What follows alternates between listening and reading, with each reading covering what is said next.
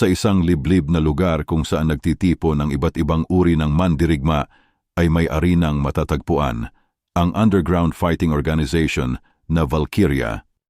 Ang unang fighter ang Leopardes, Tuju Ran, ang nadungisang boxing genius ay nasa stage na. Isang former Japanese super featherweight champion ng WWBC, may kartadang 8 wins, 2 losses. Ang dalawa niyang talo ay dahil sa paglabag ng rules at pag-injury ng malala sa kalaban niya kaya ito natanggalan ng lisensya. Mukhang magaling ang nahanap niyo, di siya mukhang pipitsugin. Maghanap pa kayo ng mga taong may potensyal. Tignan natin kung kaya niya siyang libangin, ang owner ng Valkyria, Tenma Nozomi. At ang inaabangan ng lahat, ang haharap sa tigasing challenger, ang natatanging mandirigma ng revolution ng Valkyria. Oras na para sa revolution. Ang natatanging kampyon ng Valkyria, ang Revolution Princess Hongo Hina. Mukha siyang bata pero wag ka kampante. Nanalo na siya ng 3 beses dito. Wika ng corner ni Tujo Ran. Hindi naman siya mukhang bata. Bata pa talaga siya. Seryoso ba sila? 5 milyong yen ang pabuya sa laban na to. Sineswerte yata tayo. Habang ini-explain ng referee ang kondisyon ng laban, na walang rules at wala rin time limit, kitang-kita ang physical advantages ni Ran, 175 centimeters na may bigat na 62 kilos, habang si Hina naman ay 161 centimeters at 50 kilos lamang. Minamaliit ni Ran si Hina dahil kahit may 3 panalo na ito, ay hindi naman kilala ang organization nila. Idadagdag lang kita sa kartada ko. Ang labang ito ang mag-showcase kung gaano kalakas ang mga nasa mas malaking liga. Yung sa inyo maliit at pipitsugin lang, walang may kaya sa inyo laban sa akin. Ipapakita ko sa iyo yun ng personal, bata. Nginitian lang ni Hina ang pang-iinsulto ni Ran, sabay bumulong siya na. Mabagal, hindi ito naintindihan ni Ran habang papunta sa corner nito. Boxing versus underground fighting. Anong style kaya ang mananaig? Parang mabagal ang sinabi niya sa akin. Nagpapatawa ba siya? Ano kayang pag-iisip meron siya? Sa lahat pa ng tao, ako sinabihan niyang mabagal? Wawasakin ko siya. Ito ang mga kataga ni Ran habang nakangisi sa gilid. Nag-aabang na ang mga manonood sa simula ng laban. At ito na, pumorma ang dalawang magkatunggali. Naka-boxing stance si Ran, si Hina naman ay nakarelax ang dalawang kamay habang papunta sa gitna ng ring. Ito pala ang kilalang stance ni Ran, ang Detroit style. Parang malamashiba, pero si Hina ay, ang baba ng guard, seryoso ba siya? Wika ni Ran. Nagsimula ng mag-sway ang kamao ni Ran, sinusukat na niya ang distansya. Nakakalito yung flicker jabs, wika ni Tenma habang nanonood. Ang normal na jab ay isang diretsong suntok.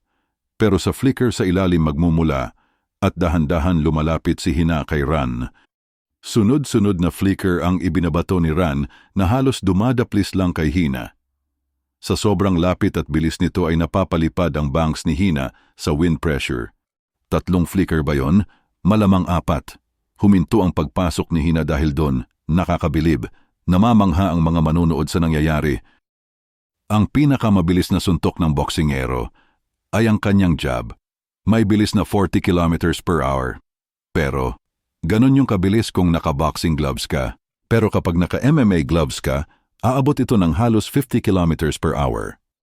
Sunod-sunod na flicker ang binabato ni Ran pero hindi tumatama, gabuhok lang ang pagitan nito kay Hina.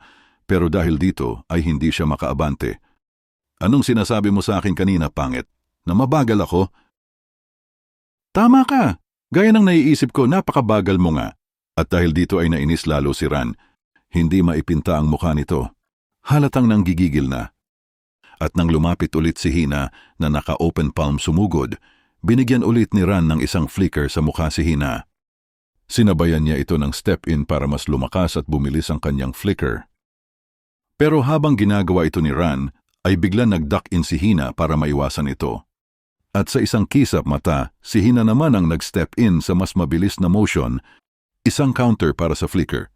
Sapul sa mukha si Ran at sa sobrang lakas ng suntok ni Hina ay halos mabura ang mukha ni Ran sa impact. Isang malupit na counter at talsikan ng dugo sa ring. Hindi makapaniwala ang mga manonood sa nangyari. Natalo sa counter ang isang boksingero, dahan-dahan bumagsak ang katawan ni Ran sa luna. Inilagan niya yung jab sa by counter? Parang ganun ang nangyari. Naku po, panalo na naman si Hina. Wika ni Tenma na dismayado sa nangyari. Nakahiga pa rin si Ran sa luna na may marka ng kamao sa mukha. Nanginginig ang katawan nito sa luna. Bilisan nyo, tumawag kayo ng doktor. Itinigil na ng referee ang laban, habang si Hina naman ay pinagmamasdan niya ang katawan ni Ran habang parang nagsi-seizure ito. At pumorma na ng winning pose si Hina na gawa niya ulit. Ang Revolution Princess ay nanalo na ng 4 na sunod na beses. Yay! Isang perpektong revolusyon. At lahat ay nag-cheer habang papaalis na ng arena si Hina. At nang nasa labas na si Hina, ay kinausap siya ni Tenma. Bakit pinapahirapan mo pa ako? Manalo ka kung gusto mo. Pero wag naman sana ganon. Nanonood ka pala sa akin, Nozomi? Aba, oo naman. Ako kaya may-ari nitong arena. Ano sa palagay mo? Lahat ay nakakapansin na sobra mong lakas. Kapag lagi kang nananalo ng mabilis, baka hindi na pumusta ang mga tao sa mga makakalaban mo. At dahil maliit pa lang ang organization natin, baka mabankrupt tayo. Kasalanan ko ba yon? Kung yun naman pala, edi mas malalakas sana ipalaban mo sa akin. Okay, hindi katulad nung mabagal kanina. Umaasa ako sa iyo, Nozomi.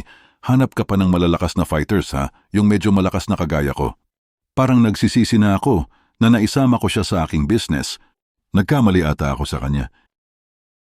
Pero napasubo na ako sa kanya, wala nang atrasan. Gagamitin ko ang halimaw na to para marating ang tuktok hanggat maaari. Pero paano ba nagtagpo ang landas nilang dalawa?